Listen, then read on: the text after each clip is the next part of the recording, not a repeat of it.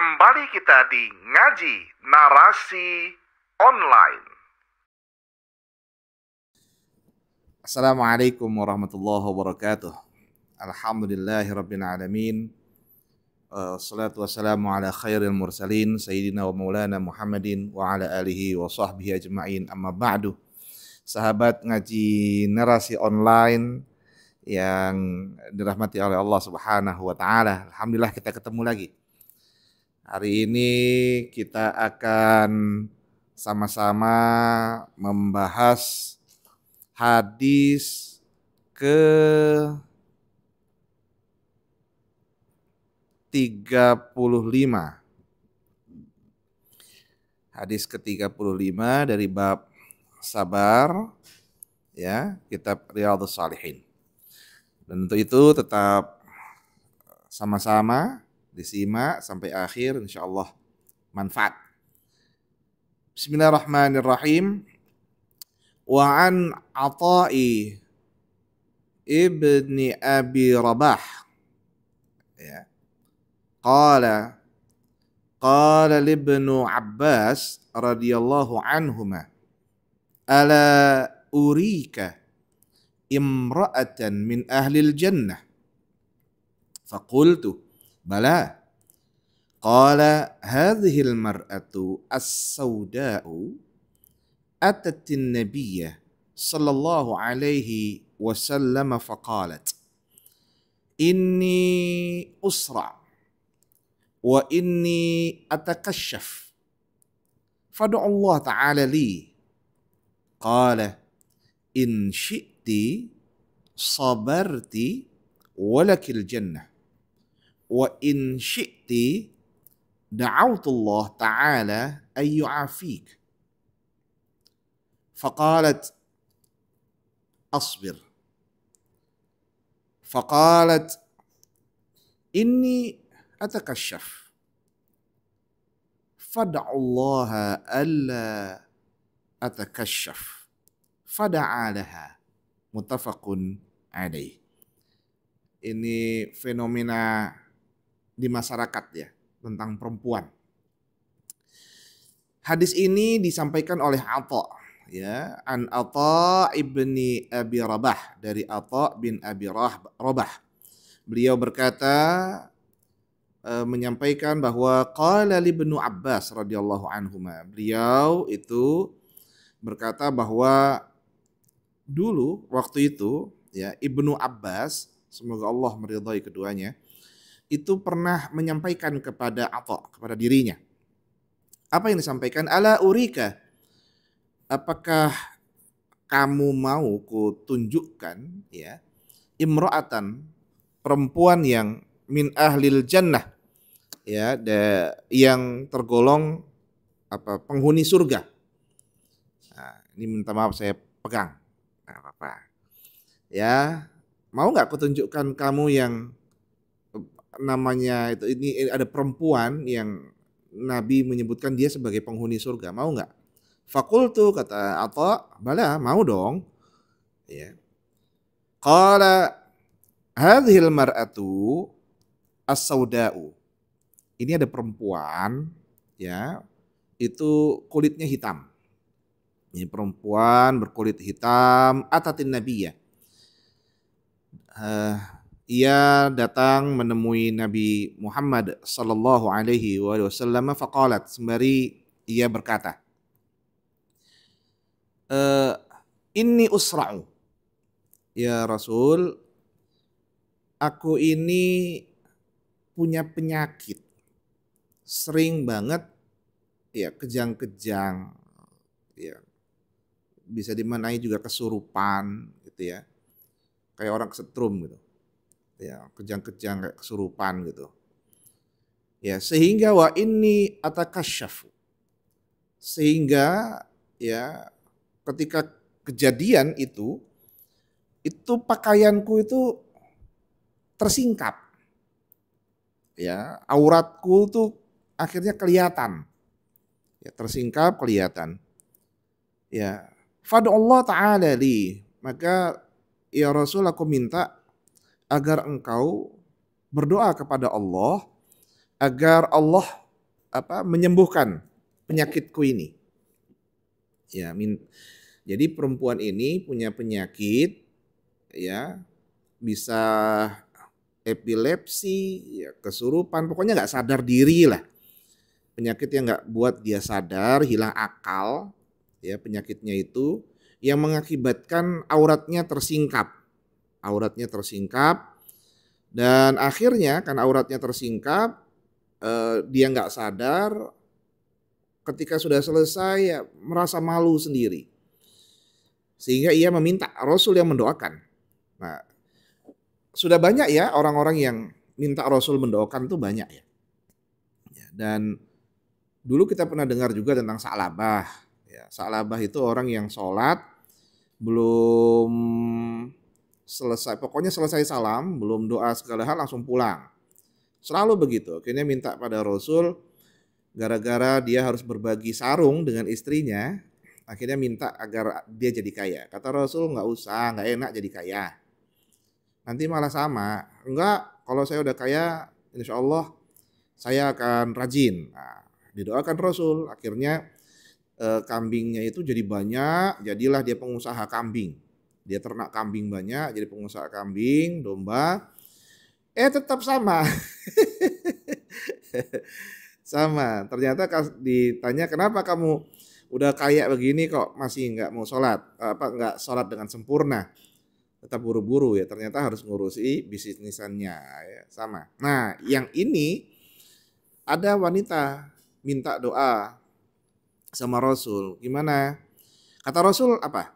In syi'ti sabarti walakil jannah. Ya terserah kamu, kalau kamu mau sabar ya pasti kamu nanti dapat surga. Ini Nabi yang ngomong loh, Nabi yang ngomong itu nggak mungkin bohong. Ya kalau ada ulama bohong itu bukan ulama itu. Kalau bahasa Manadonya ulamu, lalamulu, banyak ngomong. Ya itu tukang tipu. Nah kalau Nabi nggak akan bohong, karena Nabi sifatnya alamin, ya orang yang dapat dipercaya dan tidak akan berdusta. Kalau Nabi ngomong, kalau kamu sabar, ya kamu pasti dapat surga. Mau nggak kira-kira kamu sabar? Kata Nabi gitu istilahnya. Wa in syi'ti da'utullah ta'ala yu'afiyaki. Kalau ya terserah kamu. Kalau enggak, ya saya doain nih. Ya, saya doain nanti kamu sembuh. Ya, gitu ya. Minta doa agar Allah menyembuhkanmu, istilahnya gitu. Ya, kalau Nabi yang doa kan Allah langsung kabulkan, kekasihnya yang doa. Ya, kalau kita yang doa ya masih wallahu a'lam bishawab. Ini Nabi yang doa ya. Nabi yang doa gimana? Ya kalau kamu memang mau saya doain, ya nggak apa saya doain. Gimana caranya biar kamu bisa sembuh, gitu ya. Faqalat wanita tersebut bicara, asbir, ya Rasul, biarlah aku bersabar. Gak apa-apa, aku sabar. Nah, ini pilihan yang begitu hebat. Ya, sama seperti Nabi diberikan pilihan dunia dan ini ada susu, ini ada khamr, ya minuman keras, pilih mana? Ya Rasul pilih susu. Karena khamr itu kesenangan dunia yang menyusahkan, merusak.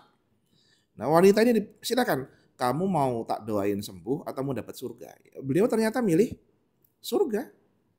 Ya, nggak apa-apa sabar, sabar dan itu yang mengakibatkan dia akan mendapatkan surga, gitu ya. Faqalat inni atakasyafu. Tapi ya Rasul, aku bisa sabar. Tapi gimana problemku? Kalau kumat, ya penyakitku kumat, itu pakaianku kebuka, auratku kebuka. Nah untuk yang ini kayak mana ya Rasul? Masalah ini. Fada'ullah alla atakasyaf.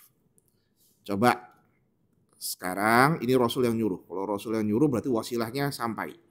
Sekarang berdoalah kamu kepada Allah agar ketika penyakitmu itu datang kumat dan engkau telah menguatkan diri untuk bersabar, maka ya Allah tolong jangan sampai auratku terbuka. Nah, ini subhanallah ya, ini penjelasan Nabi ini sangat solutif ya, menjadi solusi baik. Orang sabar itu penting, tapi minta kepada Sang Maha Kuasa untuk problem lanjutan dari kesabaran itu penting. Ya. Nah, akhirnya dia berdoa kepada Allah. Nah, ketika berdoa kepada Allah, ya alhamdulillah, apa yang dimunajatkan ya diterima oleh Allah Subhanahu wa taala dan Allah kabulkan keinginannya. Muttafaqun alaih. Nah, sahabat ngaji narasi online, hadis ini punya pelajaran besar. Pertama, bahwa semua orang punya problem. Semua orang punya masalah. Masalah apapun, entah itu kesehatan, problem psikologis, problem sosial, problem rumah tangga, semua punya masalah. Nggak ada yang nggak punya masalah. Maka setiap orang yang punya masalah hendaknya mencari orang yang bisa membantu meringankan masalahnya. Nah, pada konteks ini adalah Rasul. Ya, hadis ini Rasul. Ya, dalam konteks kita saat ini bisa jadi fas'alu ahla dzikri in kuntum la ta'lamun. Mencari solusi, tanya sama ahlinya. Gitu ya. Kalau psikologi Anda yang kurang baik, ya silakan datang kepada psikolog. Gitu ya.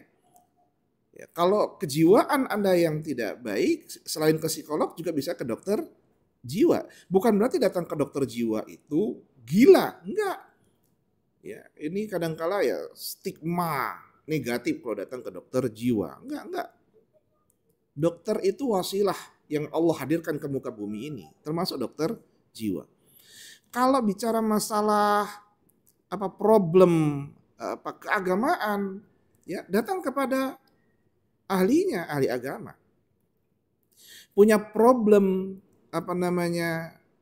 sosial kemasyarakatan, datang ke Pak Lurah. Ya, datang ke Pak Camat, Pak RT, dan lain sebagainya. Ya. Itu cara. Termasuk adalah cara kepada meminta doa. Meminta doa. Nah, ini yang sering terjadi. Apakah minta doa itu boleh? Boleh. Ya. Ya, meskipun ada yang datang pakai air gitu ya. Ya nggak ada masalah karena airnya itu adalah air yang dijadikan doa, air yang sudah didoakan. Wasilahnya kepada Allah Subhanahu wa taala, bukan airnya. Air adalah wasilah kebaikan yang dihadirkan dan itu diberkati oleh doa-doa.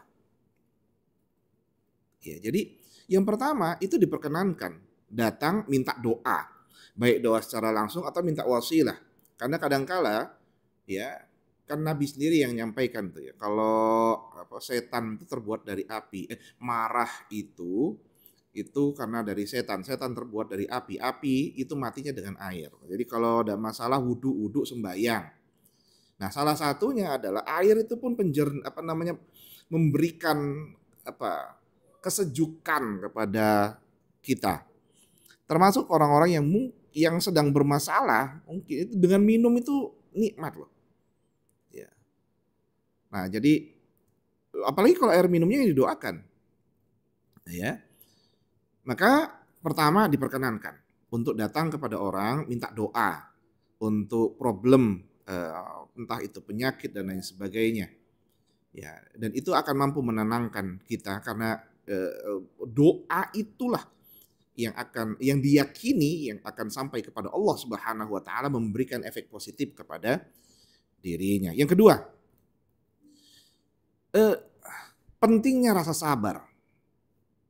Bahwa orang itu diberikan dua pilihan.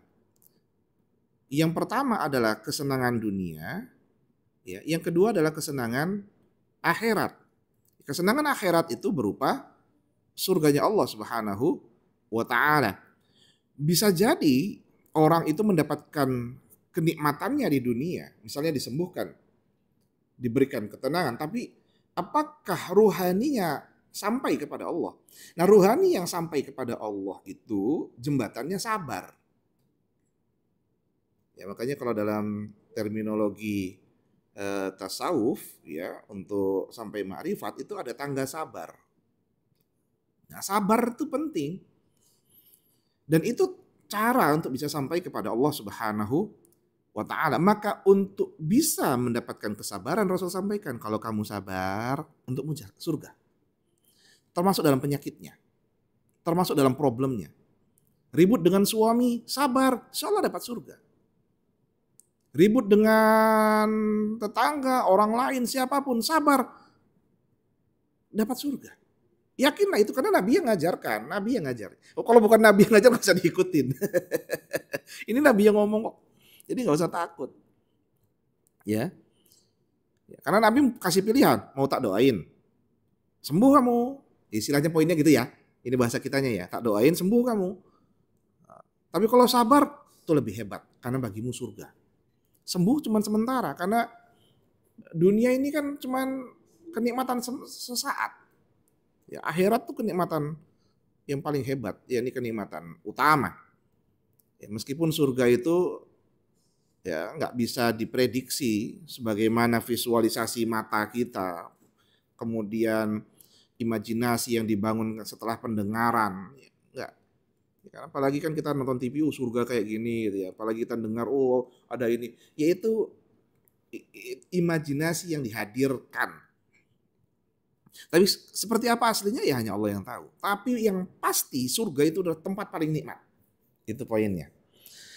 Nah, yang selanjutnya adalah bahwa dalam keadaan atau dalam menjalani kesabaran itu pasti ada yang namanya problem lanjutan. Sabar itu kan berat. Ya, dalam masalah ya, berat loh.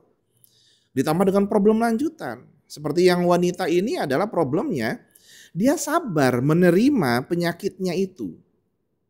Ya, penyakit kejang-kejangnya atau epilepsinya atau kesurupannya, apapun yang dia tidak sadar sehingga pakaiannya terbuka. Nah, problem pakaian terbuka sehingga auratnya itu terbuka, semua orang melihat, itu kan aurat terbuka kan nggak boleh. Ya, dan ini semua orang melihat auratnya. Nah, untuk yang gini gimana ya Rasul? Maka cara dalam bersabar itu adalah berdoa kepada Allah. Maka sabar yang baik yang tidak memutus doanya. Ya, orang kalau cuma sabar menggunakan kekuatan diri tidak akan pernah mampu menguasai.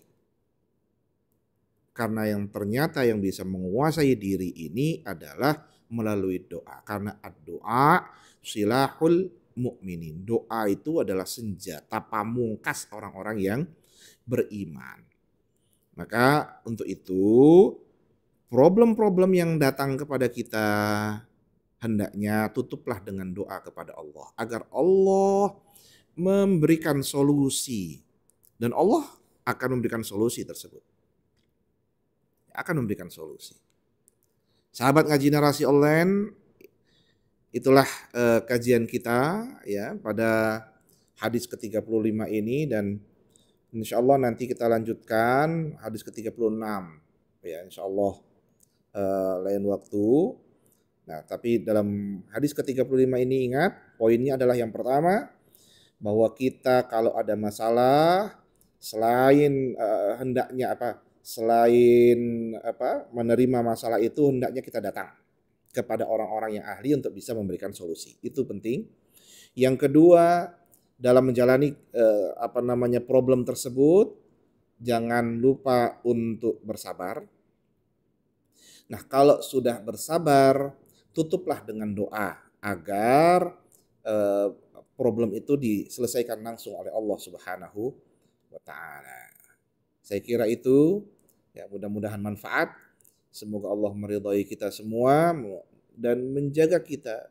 Wabil khusus semoga Allah memberikan kesehatan kepada kita semua dari berbagai penyakit yang ada. Baik penyakit jasmani, penyakit rohani wabil khusus. Allahumma anfa'na bima 'allamtana wa 'allimna ma yanfa'una warzuqna 'uluman tanfa'una wahdina subhalas salam wa sallallahu ala sayyidina Muhammadin nabiyil ummi wa ala alihi wa sahbihi wa baraka wa sallam wa faqana Allah jami'an lima yuhibbuhu wa yardah. Assalamualaikum warahmatullahi wabarakatuh.